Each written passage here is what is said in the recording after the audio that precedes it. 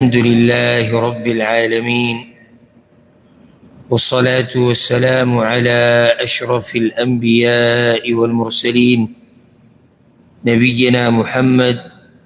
وعلى آله وصحبه أجمعين. أما بعد، عمدة الأحكام بدي مبارك كتاب كي دا الله رب العزت توفيق سرا دا درسون روانو او مسائل هغه بیانېدو چې د هغې تعلق د مانځه سره دی. او تیر شوي درس کې موږ د ویترو مسائل هغه بیان کړي وو، د ویتر د مانځه مسائل. دا خبره موږ ذکر کړې چې دې نه بعد مؤلف باب راوړی دی د دې مسلې دپاره چې د مانځه نه بعد د فرضي مانځه نه بعد ذکر کول. اصل کې پکار خدا و چې دا باب د تشهود سره راوړی وی چې کله سړی سلام وګرځي هغې نه بعد ذکر، بیا به یې د ویترو مسلې راوړی خو هغه د ویترو هغه مخکې کړی او دی پسې وروستو کړ. د سنت طریقه دا ده چې کله فرض منځو شي د هغې نه بعد د الله یاد کړی شي، دا سنت طریقه ده، ذکر دې وشي. خو بار بار موږ دا خبره ذکر کوو، تاسو ته معلومه ده چې د ذکر کول هم د الله عبادت دی. عبادت دی که نه دی؟ ځکه خو یې کوو، نو چې عبادت دی بیا به عبادت په هغه طریقه کې په کومه طریقه چې رسول صلی الله علیه وسلم کړی. د ځان نه خو موږ یو طریقه د عبادت نشو جوړولی چې دا جي طریقه نه وي راغلی ده، یا زموږ په کلي کې خلک کوي، یا پښتانه کوي، یا زموږ کتاب کې شته، دا قصې نه چلیږي. یو دا خبره یاده کړئ. دویمه دا مسله یاده کړئ، د مانځه نه بعد ولې ذکر کې مونځو شو دا پوره دا هم د الله یادولو. ګوره مانځه نه بعد یو خو د ذکر سره مرتبې اوچتېږي، اجر ډېرېږي. او موږ راغلي دې دپاره یو چې د دنیا کې اجر وګټو او الله راضي کړو. چې کله ته د مانځه نه بعد ذکر وکړې نو اجر د پاسه اجر شو. ورسره دا مسله که مانځه کې څه کمی کوتاهی شوی چې هغه الله رب العزت معاف کړي. ځکه چې دې خو څوک دعوه کولی نه شي چې زما مونځ بلکل پوره دی. مانځه کې لازم انسان نه څه کمی کوتاهی کېږي، نو هغه په دې ذکر سره هغه ته هغه ځای ډکولی شي. خو دلته یو څو مسلې هغه اهمي دي، دې نه مخکې چې موږ د حدیثونه شروع کړو. موږ یو څو طریقې کوو. زموږ په دې ملکونو کې دغه د بر صغیر دا ملکونه چې کوم دي هلته دا ډېر په دې عمل کېږي او دغه طریقې څه سند څه اصل څه دلیل نه لري، او په دې به خفه کېږو نه. او که څوک خفه کېږي هسې خفه کېږي. یو خبره شریعت کې نشتي، نو څنګه موږ سینه زوري وسو په زور شریعت ته راته وکړو او چې قیامت پورې الله تپوس وکړي چې دا کار خو نه و، نو تا زور زبردستي کولی چې یو خبره د الله په دین کې نشي ته پکې رادننه کړې، او یو خبره د الله په دین کې راته وباسي. دې دپاره چې زموږ خلک یې نه کوي یا موږ یې بد ګڼو، نه، موږ به کوو هغه څه چې په څه دلیل وي، چې څه باندې دلیل نه هغه نه کوو. نو دا زموږ طرفونو ته دا بعض اعمال کېږي، او بعضو نورو مسلمانانو ملکونو کې هم بعض بدعات اگر رایج دي. یو غلط کار چې زموږ دی هغه ده چې موږ په فرضو پسې سمدست سنت کوو. حالانکې دلته دا باب راوړی دی، باب دی په بیان د هغه ذکر کې چې فرض مانځه پسې دی، مانځه پسې ذکر دی، یعنی متصل پسې ذکر دی، سنت نه دی. او ځکه حدیث کې راځي چې الله رب العزت د دې د لاسه پخواني امتونه رانیولي هم دي چې د هغوی په فرضو کې په سنتو کې فصل نه و، په څه طریقه پته نه لګېده. حکمت دې کې دا دی، ګوره ته به لازم څه وخت راولي چې پته خو ولګي دې خلکو ته که نه چې او دې سړي فرض منځو کو اوس سنت کوي. ښه بهر نه یو کس راغی، ته سلام ګرځېدونه بعد ډایرکټ پاسېدې، نو هغه خو به دغه ګمان کوي چې دی 15 رکاته لمونځ کوي یا د ده نه یو رکات شوی دی خو دی په دې اولنو کسانو کې پته څنګه ورننوتی دی ځکه فاصله به ته څنګه راولې په منځ کې هغه داسې چې هغې یو څو طریقې دي یو چې ته ذکر وکړي یعنې فرض مونځ دې ختم کړو په هغې پسې ذکر وکړه ذکر نه بعد سنت وکړه دویمه طریقې دا ده چې یو سړی مثال کې سلام یې وګرځو د دې خوا ته سړي سره څه خبر راپېښه شوه خبره یې وکړه او بیا پاڅېدو دا مو د یعنې فرق راوستو درېیمه ده چې ځای بدل کړي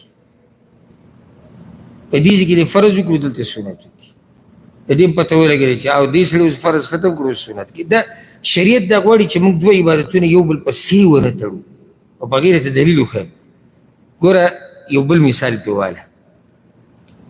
اختر په ورځ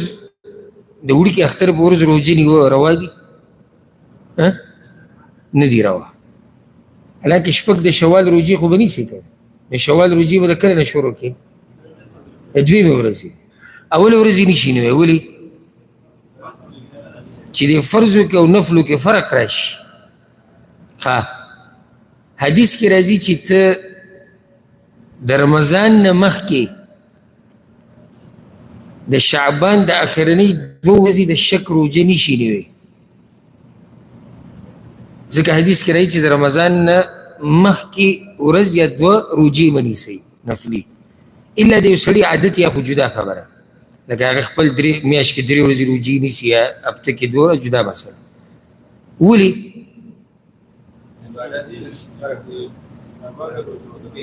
چې نفلي روجو او د فرضي په منځ کې فرق راشي دلته ځکه تا ته وایي چې منځه پسې سم د سنت مه کوه سم د سنت نشته ذکر وکړه ځای بدل کا لږ صبر وکړه موږ بلکل یعنې زه ته خپله خبره وکړم زه خو یعنې دې باب کې الحمدلله زما تجربه ډېره ده سلام زه وګرځو چې زه مخ راواړوم څه کسان سنتو باندې ولاړ یعنې په دې دومره ساعت کې چې ما پکې صرف سلام وګرځو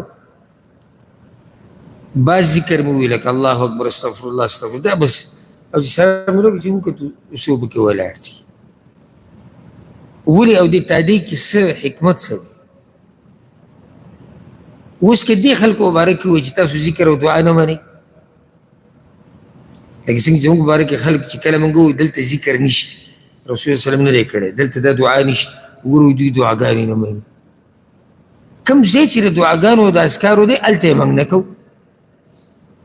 اوس دلته ذکر راغلی یو دا مسله یاده کړه بله مسله دا ټولې مسلې ګوره ما تفصیلا د رحیق الاظهار په درس کې ذکر کړي ورته موږ ډېرې دعاګانې هم ذکر کړي بله مسله هغه دا ده چې یو ذکر هغه زموږ په دې خلکو کې رایج دی او په هغې څه دلیل نشته او هغه په تندي باندې لاس یې ښوده او یا قیوم یا قیوم یا حی یا قیوم دا ویل یو څو پیري یا بعض پکې ذکر لږ بدلی دا د رسول صلی الله علیه وسلم نه نه ثابت نه د صحابه کرامو نه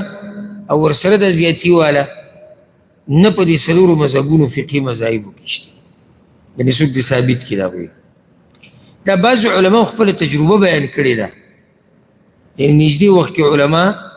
لکه زموږ طرفونو ته هغوی دا زموږ تجربه ده چې څوک دا چلو کړي نو الله یې ذهن تیزوي او دا کړي او دا کړي دلته تجربې نه چلېږي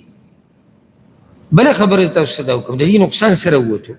لکه اوس ګوره رسول صلی الله علیه وسلم چې به سلام وګرځو حدیث به اوس راشي هغه به ووایي الله اکبر استغفر الله استغفر الله استغفر الله اللهم انت السلام او نور اذکار به دلته مولوي صاحب موږ ته وایي چې ما بله تجربه کړې ده هغه تجربه دا چې په تندي به لاس کېږي او ته به دا ذکر وایې د مولوي صاحب د تجربې د لاسه زموږ نه د رسول صلی الله علیه وسلم طریقه پاتې شوه ولې ځکه چې موږ بدعت راوړي او چې کله دې بدعت راوړي نو سنت به پرېږدي دواړه خو جمع کېږي خو نه که نه یا به په هغه مسله عمل کوي چې دلیل پې شتي یا به په هغه مسله عمل کوي چې دلیل پې نشتي نو چې په دلیل دې عمل وکړو نو د بې دلیله عمل نه به دې الله بچ کړي او چې بې دلیله کارونو پسې روان شوې نو با دلیله کارونه به تا نه پاتې شي. پوه نه شوې زما په دې خبره. دا نقصان صرف دلته نه دی، قاعده او قانون یاد کا، هر کله چې د بدعت شروع کو تا نه به سنت پاتې کېږي. هر کله چې د بدعت شروع کو تا نه به سنت پاتې کېږي. او په دې موږ ته هېڅ دلیل صحیح صریح مرفوع د رسول صلی الله علیه وسلم نه حدیث نه دی معلوم. یو مولوي صاحب له دا خبره کړې وه، ما پسې چا دې تپوس کړی، زه یې ورته یاد کړم چې دی وایي چې دا نشته. هغه وایي دا حدیثونو کې راغلي. اوس دا یو نوی سټایل لا وتی دی، که سټایل ورته وایو که لفظ مناسب. او د دلیل نه ځان خلاصولو طریقه څه ده؟ دا حدیثونو کې دي. بس دا دلیل شو. کوم ځای کې دی حدیث؟ اول خو دا وښایه، بیا دا حدیث څنګه دی دا وښایه، نو بیا ووایه چې او مسله شتي که نشتي. دا خو به اوس یو کس سره باید شروع کړم چې ستا دا طریقه صحیح نه ده، دا ته چې د ماسخوتن دا مونځ 15 رکعته کوې دا صحیح نه ده. او به ما ته وایي حدیثونو کې دي،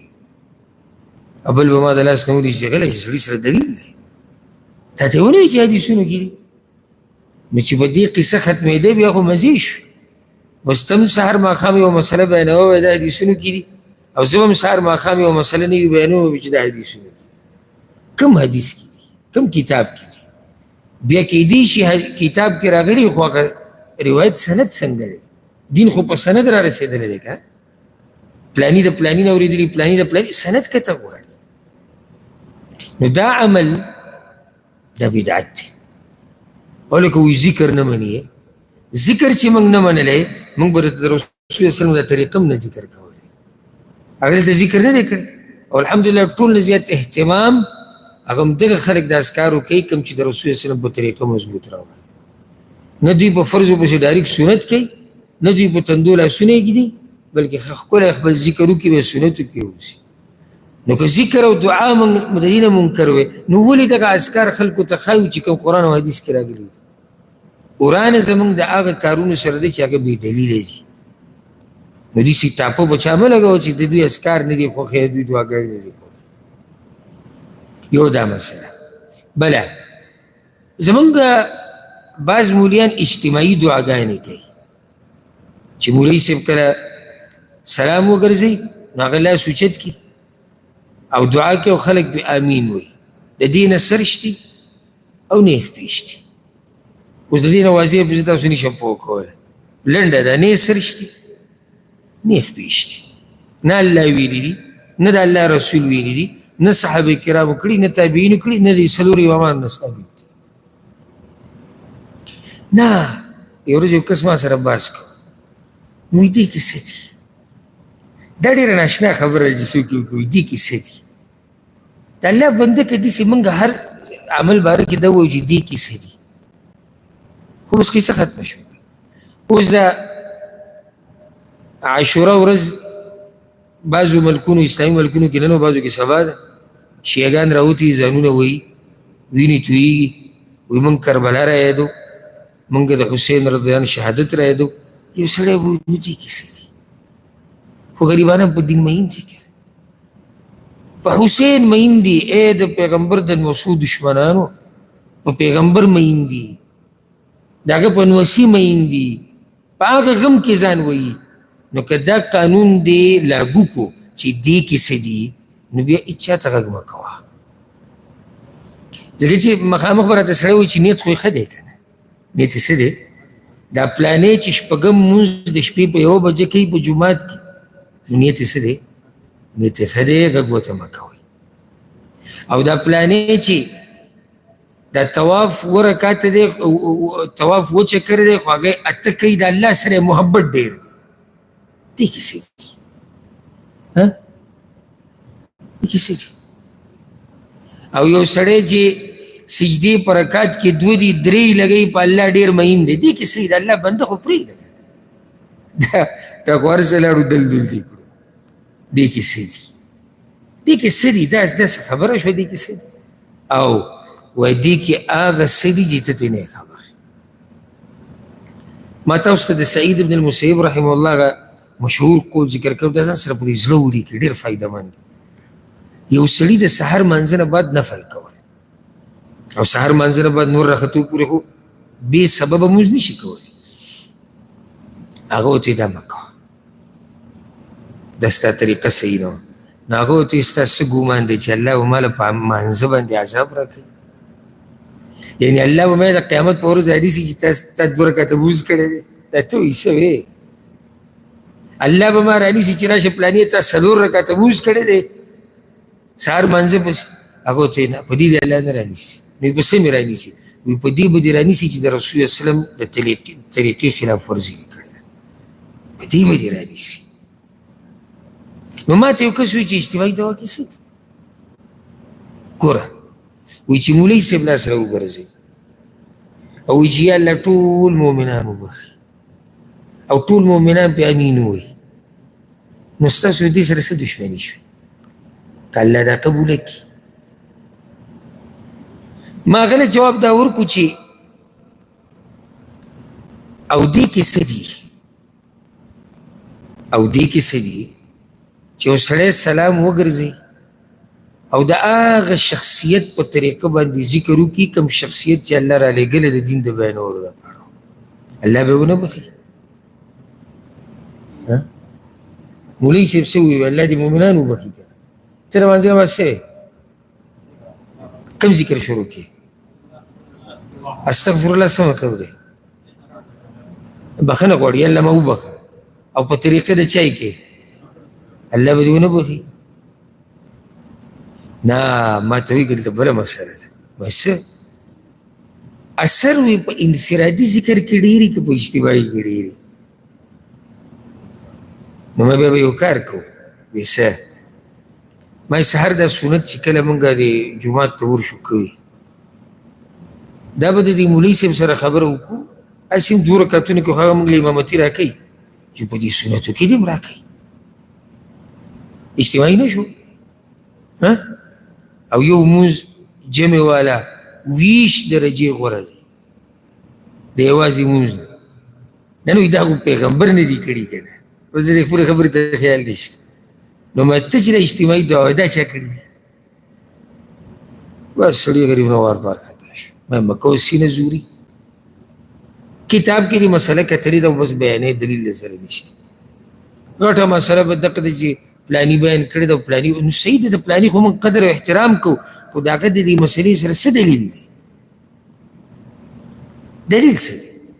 ګوره او دویم نقصان څه وشو چې کله موږ دغه دعاګانې شروع کړو موږ څه ځای شو؟ کم ذکر چې د رسول الله وسلم نه رانقل شوی دی هغه زموږ نه څه شو؟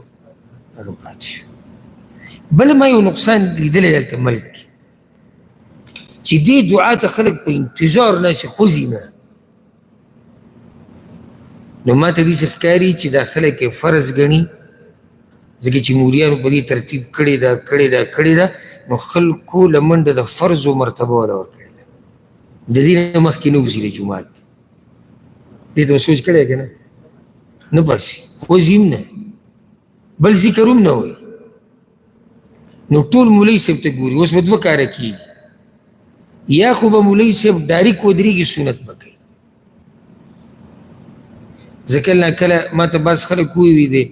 عوام دا خبره کوي، زه هغو ته دا هم ګوره اکثر خبرې چې عوام کوي دی له چا نه زده کړي، خېټې نه یې لګیا.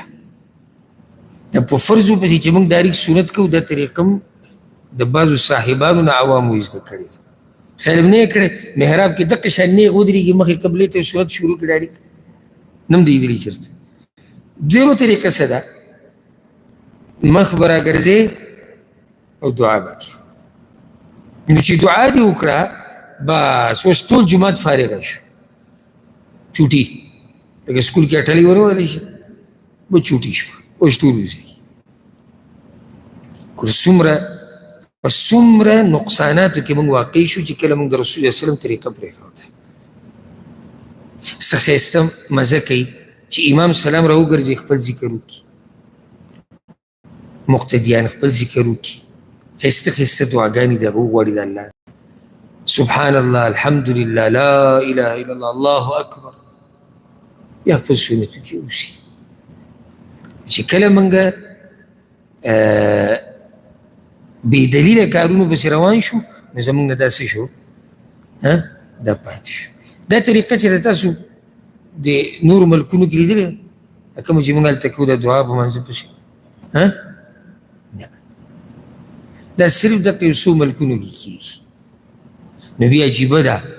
چې دا مسله په دین کې راغلې ده او د ټولو مسلمانانو نه پاتې شوې ده او صرف موږ په ټیکه کې اخیستې ده. هم د سوچ خبره ده که نه ده د سوچ خبره د سوچ ده صرف موږ سره ده بل هېچ چا ته نه ده معلومه. دلیل دی په دې چې دا مسله نشته او په خټه کې اوبه ښه ډېره شي چې کله ما یو پیر ولیدو زموږ په ملک کې دوه فرقې دي هلته خو فرقې ډېرې دي مذهبونه او تنظیمونه او فرقې او اچار دي هر څه زموږ په ملکونو کې ممکن دي. اوس دا یو وایي چې د فرض مانځه نه بعد اجتماعي دعا شته خو نفلي په سنتو پسې نشته. سنتو پسې اجتماعي دعا بدعت دی. هغه بله فرقه وایي نه په سنتو پسې شتي په فرضي منځونو پسې بدعت دی او مسأله وکړي که نه هغه بعض وایي راشه که تودېږي چې ما د دوی مناظرې لیدلي دي او دواړه په غلطه دي. یعنې نه د فرضو نه بعد اجتماعي دعا شتي نه د سنتو نه بعد اجتماعي دعا شتي خو میدان ګرم دی مناظره روانه ده یو وایي ته بدعتي یا بل وایي ته بدعتي دې څوک نه شي چې ورشي پسې دا دواړه چوټي کړي چې تاسو دواړه بدعتیان یې ستا دا کوم ځای کې دا کوم ځای کې دی وایي زموږ مولیانو خو دې ته صحیح ویلی هغه وایي زموږ مولیانو خو دې ته صحیح ویلی نو رسول صلی الله علیه وسلم کم یو ته صحیح ویلی الله کم یو ته صحیح ویلی صحابه کرامو کم یو ته صحیح ویلی تابعینو کم یو ته صحیح ویلی د دین مشرانو کم یو ته صحیح ویلی دې مسلې له کوم وایي راشه خو ته د خپل مولوي صاحب خوا نه تاویږه را تاویږه د خپل مولوي صاحب خوا زه د دغه مولیانو د ټولو قدر او احترام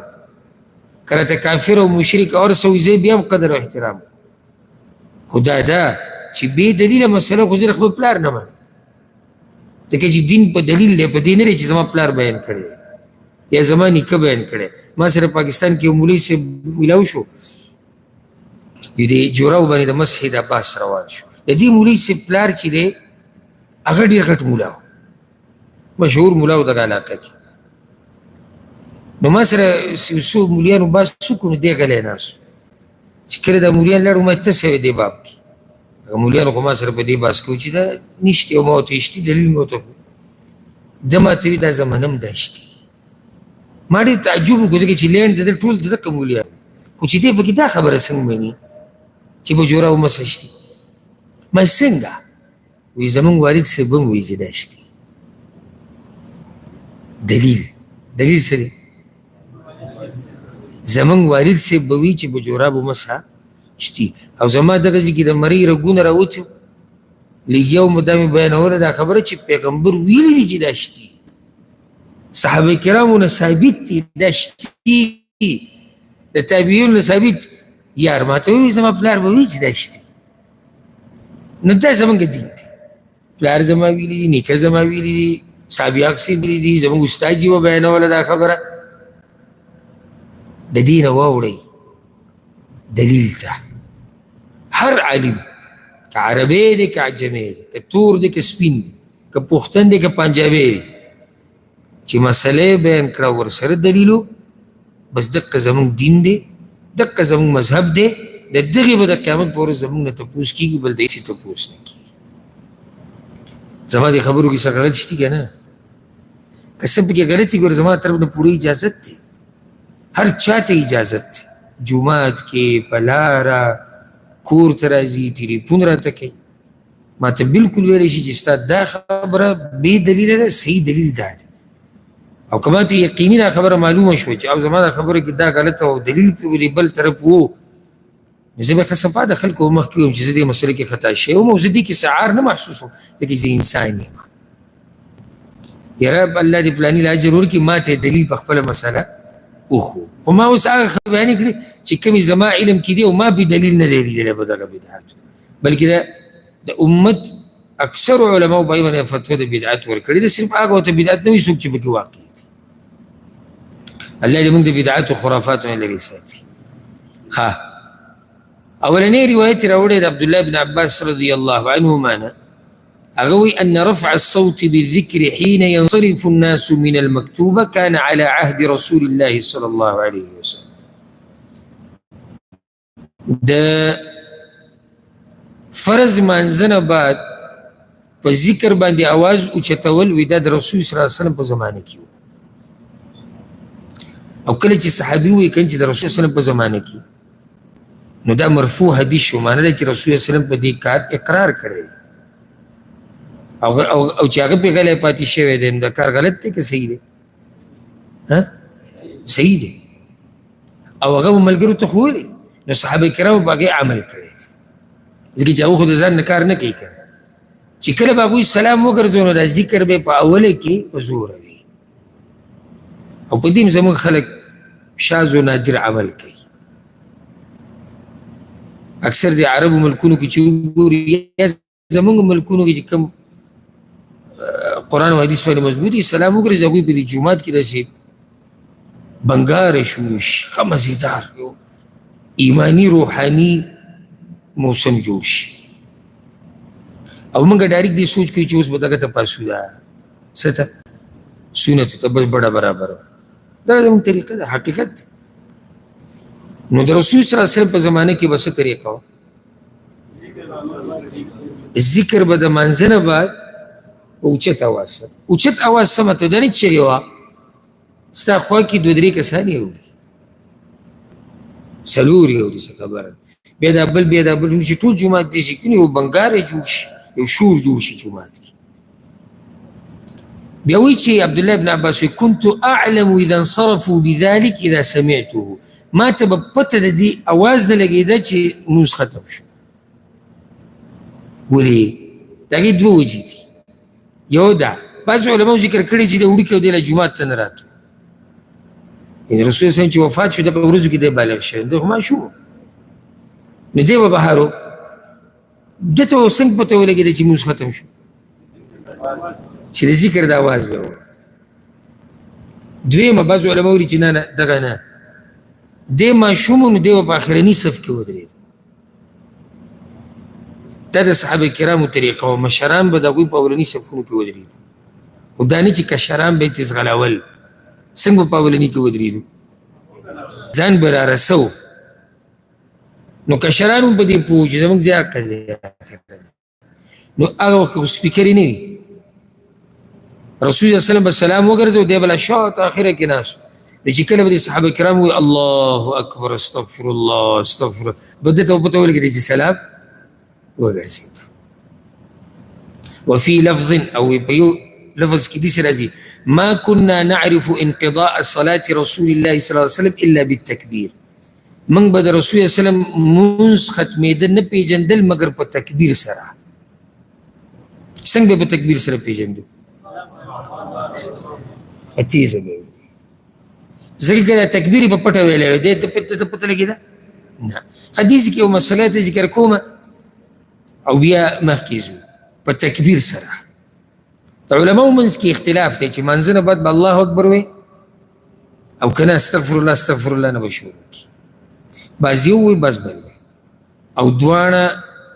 داسې خبرې دي چې په یو بل د بدعتي ټاپني شو لګولی نه په د یو بل سره دښمني کولی شو وجه څه ده وجه دا دی چې یو حدیث کې داسې راځي چې رسول صلی الله علیه وسلم وګرځو استغفر الله به وي هغوی وګوره حدیث کې دا دی بل طرف ته دا حدیث ته وي د رسول صلی الله علیه وسلم مونځ ختمېده به ما پېژندل په تکبیر سره نو موږ د دواړه حدیثونه جمع کولی شو که الله اکبر ووایه استغفر الله هلته بل کس به موږ ته دا ووایي چې هغه حدیث کې خو دا دی چې رسول صلی الله علیه وسلم ګرځولو نه بعد استغفر الله وي نو جواب به موږ دا ورکړو چې آیا لازم دی چې کله داسې وویلی شي چې سلام پسې به وي دا به پسې متصل وي اوس به حدیثونه راشي وی رسول الله وسلم به د مانځه نه بعد لا اله الا الله وحده لا شریک له له الملک دا به وي اوس به یو کس وایي چې دا هم په سلام پسې وایه خو نه مانځه پسې به وي یعنې مانځه پسې چې کوم اذکار دي هغې کې به یې دا وي پته نشته تاسو ویښې که ودی پوه شوې منځه نه بعد ذکر دام دی که نه سبحان الله سبحان الله الحمدلله الله اکبر درې دېرش پېرې او نور تفصیل را روان دا به رسول وسلم کله وي مانځه پسې نو بیا خو چې سلام ګرځې ډایرکټ دا شروع کوه. نو د پسې دا مطلب نه دی چې هر یو ذکر به متصل. پسې مطلب دا دی چې مانځه پسې چې کوم اذکار دي پای کې دا ذکر دی. نو موږ به دواړه حدیثونه راجمع کړو. هلته هغوی د دې حدیث څه جواب ورکړي؟ یعنې ښه حق پرست علما محققین سعودي عرب اکثر علما دا قول دلته اکثر د بوډونو هم جوماتونو کې لګېدلي استغفر الله نه یې شروع کړي. دوی دا وایي دا دواړه حدیثونه په یو معنی دي. څنګه؟ وایي موږ به شروع د استغفر الله نه کوو د الله د یادولو نه. نو دې حدیث سره به څه کوي؟ هغوی چې تکبیر به یې وي. وایي دلته د تکبیر نه مراد دغه تکبیر نه دی الله اکبر. نو تکبیر نه مراد دی د الله لویي به یې بیانوله. نو د الله لویي به یې څنګه بیانوله؟ استغفر الله استغفر الله به وي دا به د الله لویي بیان کړه. پوه شوئ که نه؟ نو هغوی خپل ګمان کې یو دلیل لري چې دلته د تکبیر نه مراد د الله لویي بیانول دي. د الله لویي څنګه بیانېږي؟ استغفر الله ووایه نور اذکارو د الله لویي ده. نو د عبدالله بن عباس مطلب دا دی چې د مانځه نه بعد چې کوم اذکار دي کومو کې چې د الله لویي بیانېږي په دې سره به ما د مونځ ختمېده پېژندل. وایي مراد دې دغه تکبیر نه دی الله اکبر. او دې بل طرف ته واضحه دا دی چې تکبیر خو الله اکبر ته وایي. زما خپل ځاني الحمدلله زړه د دغه علماو په قول مطمئن دی چې کوم دا وایي چې اول تکبیر وایه بیا بس استغفر الله وایه. نو دواړه روایتونو باندې عمل وشو خیر دی ټول کې سړی الله اکبر وایي نو څه پکې دی خو اجر یې زیات شو. او دا به په زوره وی دا به په زوره وی. او د دې ډېر کمی موږ محسوسوو. زمونږ طرفونو ته را ذکر د مانځه نه بعد چې کوم ځای کې اواز اوچتول سنتي هلته یې موږ نه اوچتو او چې کوم ځای کې اواز پټول سنتي هلته یې اوچتو. ډېرو ځایونو کې موږ الټه روان شوي. نو د مانځه نه بعد دا کوم ذکر چې دی د دې دا بعض حصه دا به په اوچت اواز سره او دلیل به څه دی؟ څه حدیث هسې ذکر کوي څه حدیث تا څه واورېد؟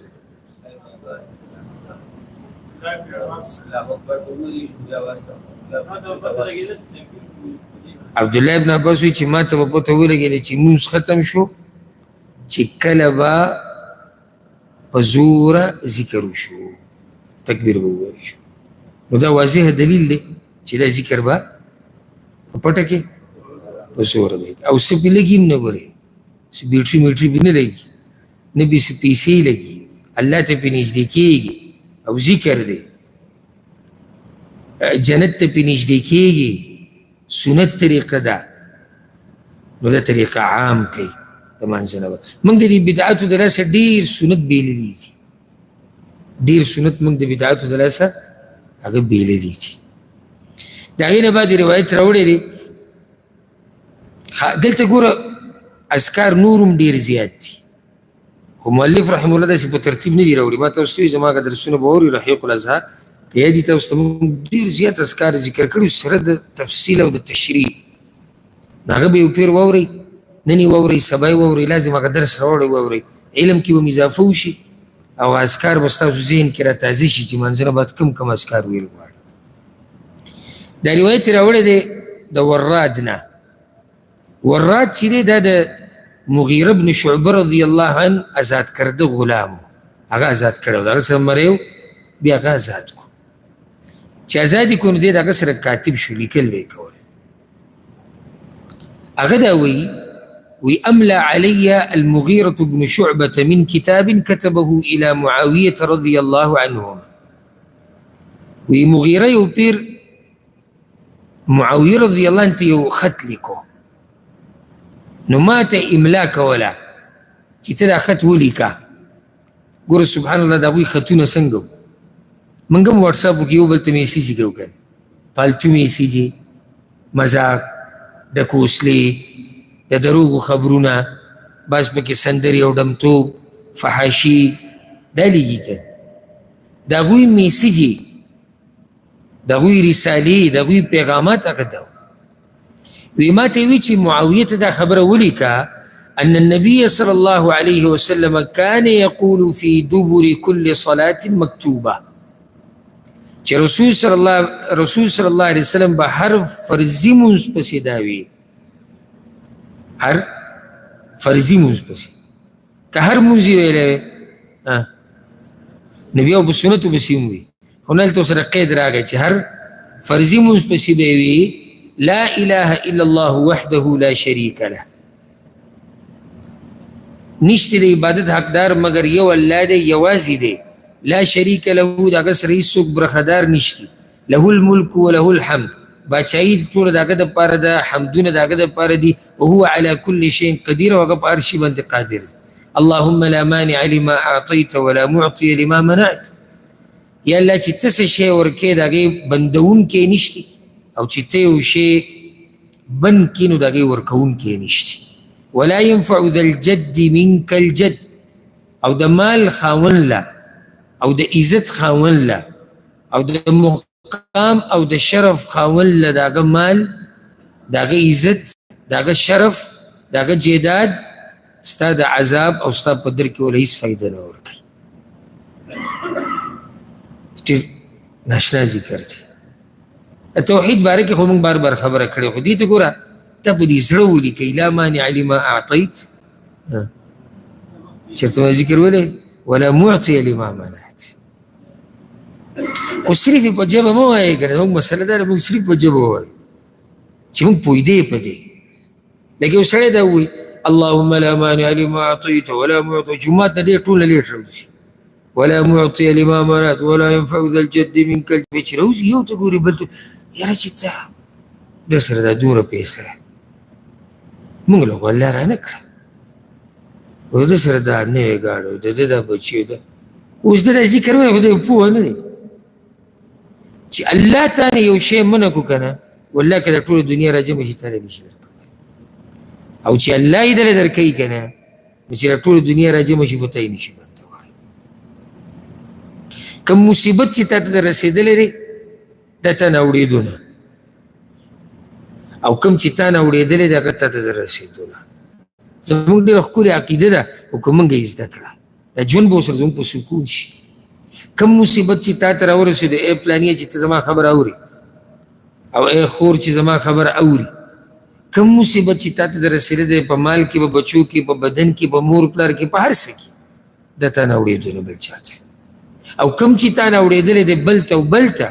هغه تا ته در رسېدو والی نو ورسره دا یاده که کوم نعمت چې تا نه اوړېدلی دی او ستا ورور ته رسېدلی دی،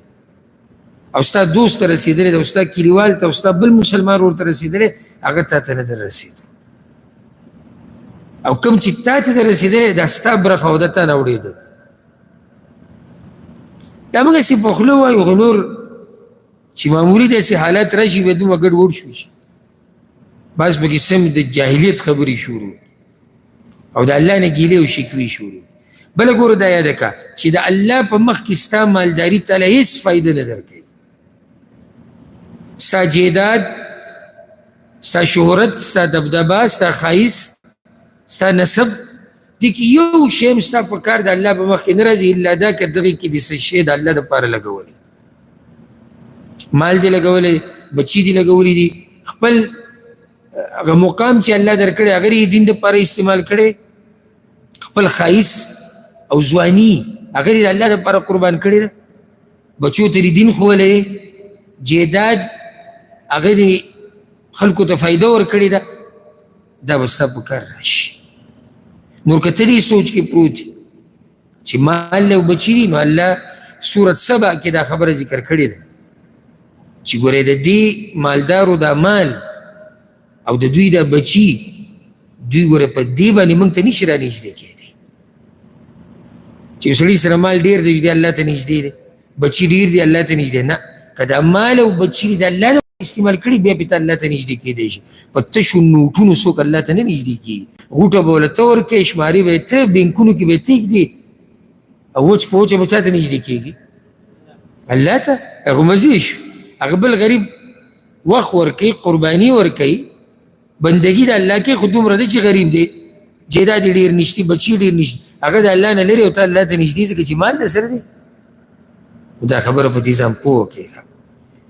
وی ثم وفدت بعد ذلك على معاویه، وی دا خط چې کله ما معاویه له ویوړو که نه دا د هغوی یو بل ته میسیج وي واورېده که نه چېرته دا میسیج هم په واټساپ باندې کوئ داسې یو حدیث واورېدو درس کې ویلي که پښتو کې په واټساپ باندې چې دروغو دا خبرونه چلوئ نن سبا دقه دروغو د خبرونو زمانه ده اوس ډکوسلي یو بل ته لیږئ دقه ولیکه صرف دا ته نن ولیکه په واټساپ کې داسې چې د فرض مانځه نه بعد په تندي باندې لاس ایښوده او دا مخصوص ذکر ویل د دې باندې دلیل نشته او دا خپل وروڼو ته ولیږي دا خپلوانو ته ولیږي دا ملګرو ته ولیږي تا ګټه وکړه که تاوان دي ګټه دې وکړه دا دغې نه ښه دی چې پالتو قیسې کوي او یو بل ته هغه شتیکرې لیږي او پته یې څه شي نه لیږي کله نه کله زه ښه سنجیده کسان وینم هغه هم بېهوده غوندې کار شروع کړي دا بعض کارونه د سنجیدګۍ هم خلاف د مروت خلاف موږ چې ورته پښتو کې سړیتوب وایو بعض کارونه د سړیتوب صحیح د سړیتوب خلاف وي سړی پې سپک کاري نو موږ هغه دغه دین ته خو پکې نه ګورو بیا به سړیتوب ته هم نه ګورو یاره دا شی ما پورې مذهب نه کړي نو تاسو خپل پیغامات په دیني پیغاماتو بدل کړئ یو ځای کې د حدیث ولیدو په شرط د دې چې حدیث صحیح حدیث دی ترجمې شتي راویلې خپل وروڼو ته ولیږه ته په قبر کې به پروت یې سباله او دې اجر به تا ته میلاویږي او ځکه شاعر وایي عربۍ کې شعر دی پښتو کې ترجمه دا ده چې هر لیکونکی به خاورې کېږي د هر لیکونکي ګوتې به خاورې کېږي او پاتې کېږي به هغه څه چې څه لیکلي دي دغه شان دا یاده کړه ورسره اضافه کړه هر ویونکی به فنا کېږي هره ژبه چې خبره پرې کېږي هغه به فنا کېږي او خاورې کېږي پاتې کېږي به هغه خبرې چې کومې هغه کړې دي راځئ چې تاسو سره لګیا دا بدن به هم خاورې کېږي دا ژبه د اواز د هر څه به یې ورځ بندېږي خو ما څه ویلي څه نه دي ویلي دی او ما سره الله حساب کوي دا کومو ګوتو باندې چې موږ دا لیکل کوو دا بټنې وو دا ټکس پې کوو دا ټول پاتې کېدونکي دي او دا ګوتې به خاورې شي او ته څه غواړې چې تا پسې شاته پاتې شي دی وایي چې زه بیا لاړم معاویه پسې فسمعته یأمر الناس بذلک نو ما ولیدو چې هغه خلکو ته امر کو چې په دې عمل کوي چې معاویه مشر د کوم ځای هغه به خلکو ته وفي لفظ او په روایت کې داسې راځي چې دې نه بعد یو سره دا ورته ویلي سبحان الله څه ناشنا پیغام او دا مې یاده کړه معاویه ته ویلي دي کان ینهى عن قیل وقال رسول صلی الله علیه وسلم به د تاویل و ماویلو نه منع کوله دې ته زموږ سخت ضرورت د پښتنو قیل وقال قیل ویلی شوي دي قال وی دا مطلب دی په پښتو کې قیل وقال ویلی شوي دي وی دا کمپنی ده د دې کمپنی عنوان څه دی ویلی شوي دي وی حتی کوم چې دا خبره وشه کسان لیکي پلانی وی او هغه وی او دا وی او دغه زموږ په دسترخوان هم باسي په لاره کوڅه کې که ناست یو هم دغه وایو که په چکر وځو یو هم دغه وي که ښځه خاوند کښېني وي هغه ځان له تاویلې به ویلي هغه دا وی د ده هغه دا وی د ده هغه دا او دغه زموږ قصې روایي دا پښتنو کې ډېر زیات دي که نه نشتي مکې ډېر زیات دي مکې د اشاعات او بې دلیله خبرې اورېده او نشر کول نو قیل او قال خو تپوس مه کوه او بیا د بعضو دا سټایل مې ډېر خوښ دی طور طریقه کله نه کله زه یو ټکی ګورې د انګلیش ویم په دې نه ویم چې زه چاته ځان ښیم چې زه د انګلیش ټکی ویلی شم حاشا وکلا زه دومره ګټه ژبه نه چې زه پرې فخر کوم زه فخر الحمدلله په عربۍ کوم چې د قرآن او د حدیث ژبه ده او بیا په خپله پښتو باندې کوم نو دا سټایل چې کله زه ویم دا په دې پښتو کې دومره استعمال شوی دی چې له منډه پښتو ته جوړه شوې ده بس ټکي ژبه کې دومره استعمال شي لکه موږ وایو موټر پښتو کې شتي او انګلیش ټکی او بس څوک دې ته سوچ نه کوي چې ده دغه ووایي دا انګلیش ټکی دې څوک چې اعتراض کوي هغه یې کوي هغه به یوې خبرې ته ګوري نو د بعضو دا سټایل یا طور طریقه مې خوښه ده دا به کې ډېر عجیبه ده چې قیل او قال کې خو دی اخته دی دا قیل او قال کې چې اخته دی دا خو دی په نقصان کې دی. ورسره نقصان زیات کا، خپله درنه د بل سپکه، دا اوس نقصان ډبل شو. قیل وقال، او په قیل وقال کې څه خپله درنه د بل سپکه. داسې ناشنا بنده د الله دی چې نه د خبره چېرته غلطي، نه د کار چېرته غلطي. که غلط دی خو هغه د ټول مخلوق غلط دی، دی ښه صحیح دی. نو دی به خپل صفتونه، خپلې خبرې او دقه موږ دا وکړو، ما ورته دا، بس دی صحیح دی، دا بل غلط دی.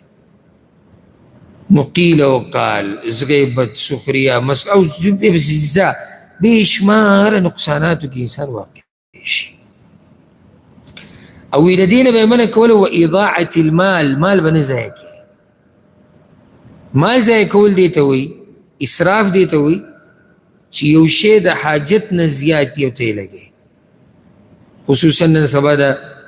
نوي نوي سټایلونه راوځي، یعنې د یو سړي ښه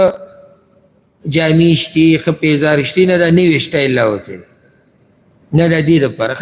خلک د غریبۍ نه مړه شو. ته خو لاړ شه لږ تپوس وکړه د ملک، ته تپوس د پښتنو وکړه. ابلز مې یو ویډیو ولیدی، ورب الکعبه یو سړي 3 بچي دي که 4 راوستي، وایي په دې کې چې کم یو خوښي په 15 لکه روپۍ خرڅو، زامن ښایسته ښایسته واړه واړه ماشومان، وایي دې کې کم یو خوښي ګوته پې کېدی په 15 لکه روپۍ خرڅوم، نور بس مرمه، نور راسره څه نشته. خلکو دا حال دی. موږ دا نوی سټایل راوتی او دا پلانې شی راوتی دی. کور کې روخام لګوم، کور کې قیمتي سامان د نورو ملکونو نه هلته کور ته لیږه، او د غریبانانو په کلي کې څه حال دی، د جومات څه حال دی، د یتیمانانو څه حال دی، د کونډو څه حال دی. دی به دغه به کور پورې نښتی، کور کته او کور بره، کور د پښتون قصې شروع کېږي د ځمکې نه او ختمېږي په ځمکه باندې. نو مال مه ضایع کوئ خپل، ته په ځان ولګوه، شروع د ځان نه وکړه. حدیث کې راځي د ځان نه شروع وکړه. تر ټول نه زیات ستا د بدن حقدار دی چې ستا د مال پې ولګي. ویې لګوه بیا په مور پلار، په بچو، په ښځه، په ملګرو، په خپلوانو، د الله په دین کې ولګوه، خو ضایع کوی مه. د دې به الله تپوس کوي. بلې د څه نه منع کړې ده، وکثرة السؤال، او د ډېرو غوښتنو نه. اوس د دې 2 مطلبه کېدی شي. څوک به وایي ډېرو غوښتنو، د ډېرو تپوسونو نه. یو دا به کوي، یو نو سړی سم تپوسونه کوي، هغه تپوسونه یې صحیح بې ځای، بې فایدې، فایدهمند تپوسونه خو ښه دي. نجي که دا داسې او نجي که دا داسې او نجي که دا داسې. ما تاسو ویلي یو کس ما پسې راغی، یاره وایي د دې بیبي هوا دا قبر کوم ځای کې دی؟ او زه دې دروازې کې ایسې وتم، بس څه کوې جنازې له ورځې که چېرته فایدهمند تپوس وکړې بیبي هوا قبر کوم ځای کې. بیا څه وخت بعد غیب و غیب و غیب و بیا زه درس کې راغی، ما ولیدو په چې زه وتم دې ځای کې بیا راګیر کړ. وایي دا د موسی علیه السلام دا خور چې موسی علیه السلام پسې روان و، د صندوق ته یې کتو، د دې څه دی؟ بعضو دا سوالونه لکه امام شعبي پسې یو کس راغی، او دا هغه ډېر عجایبات دي که چېرته الله مقرر کړه. زه د هغه داسې لږ مزاجي غونته کې عالم تېر شوی دی امام. چا یې تپوس وکړو د آدم علیه السلام او د بیبي حوا دا نکاح چا تړلی وه؟ هغوی دغه نکاح کې زه نه وم، که دې کې زه وی ما به درته ویلي. یو کس پسې راغی، وی د احرام کې سړی ځان ګرولی شي که نه؟ سړي ته ضرورت راغی چې ګرولی شي. وی څومره؟ هغه وی چې بس هډوکي ښکاره شي.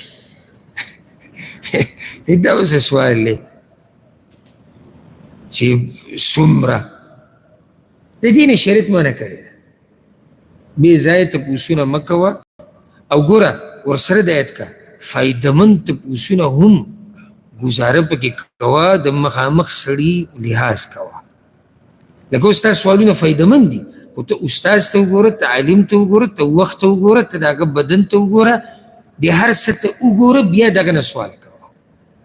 خط یې او په لاره کې او په کوڅه کې او په کور کې او مکتبه کې او په جومات کې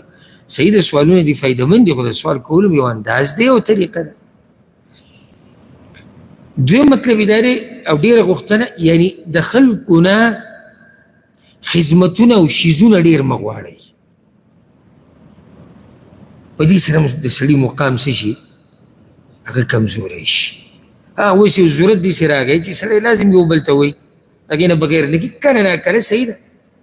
خو د یو نیم سړي د عادت جوړ شي سهار هم د خلکو نه څه غواړي د شپې هم غواړي او دا یو مرض دی کوم چې پکې اخته دي الله دې ته خلاص کړي. د غوښتو په مرض کې چې اخته شوې که نو بیا به کې نه دین ته ګوري نه عزت ته ګوري نه بچو ته ګوري نه خاندان ته ګوري. بل د څه نه منع کړې ده وکانه ینهى عن عقوق الامهات او رسول صلی الله علیه وسلم به د میاندو د نافرمانۍ نه منع کوله. په دې خو ما نږدې ورځو کې بحث کړی تېر شوي جوی په شپه ما بحث کړی که نه تفصیلي بحث مې کړی. دا مور ولې ذکر کړه ولې د پلار نافرماني کولی شي؟ بارک الله فیک مور کمزوري نو د دې نافرماني که خیال هم کړی په موږ ټولو باندې په خپله تېره شوې ده. دا چې سړی داسې وړوکی غونته کیله زلمی شوی هم نه دی هم دې مور ته تاویږي را تاویږي که نه نه م لیدلي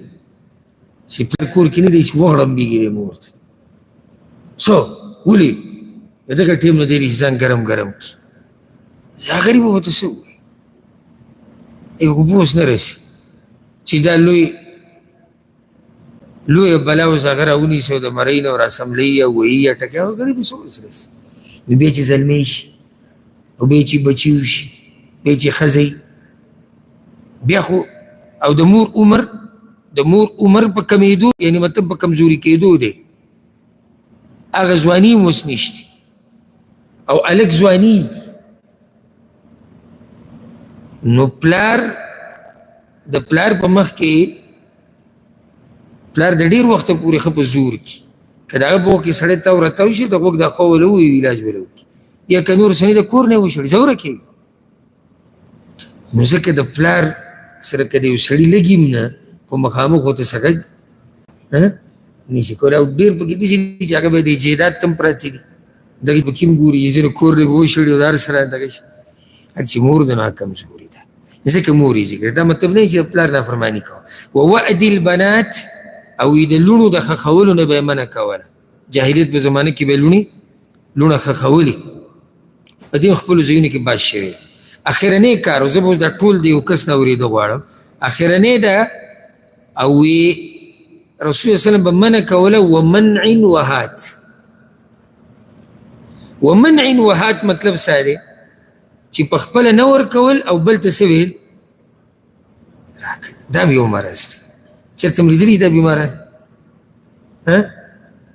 بل کسجي کې پروګرام وي دعوت وي دی به داسې غوړ زیړ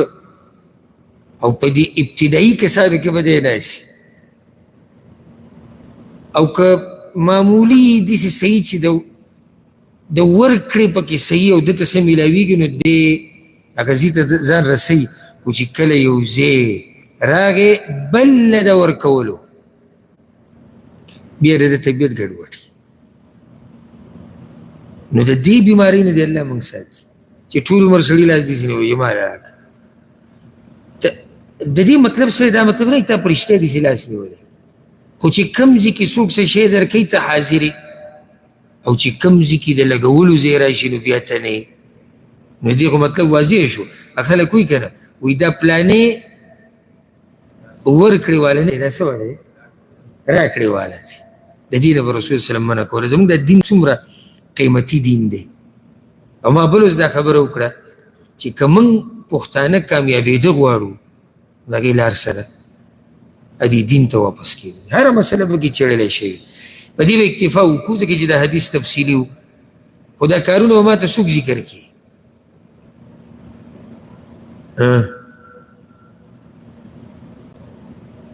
د حدیث کې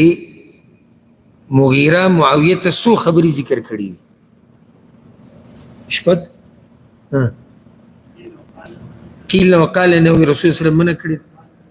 مال د ضایع کولو نه د مور د نافرمانۍ نه د ډېرو سوالونو نه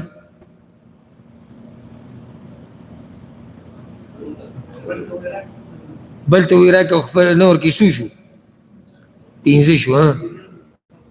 د لونو د ښخولو نه څو شو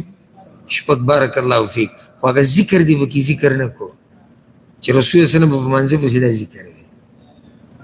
لا اله الا الله وحده لا شريك له له الملك وله الحمد وهو على كل شيء قدير اللهم لا مانع لما أعطيت ولا معطي لما منعت ولا ينفع ذا الجد منك الجد إن شاء الله الروان درس كو باقي أذكار ذكر كو هذا والله أعلم وصلى الله وسلم على نبينا محمد سبب إن شاء الله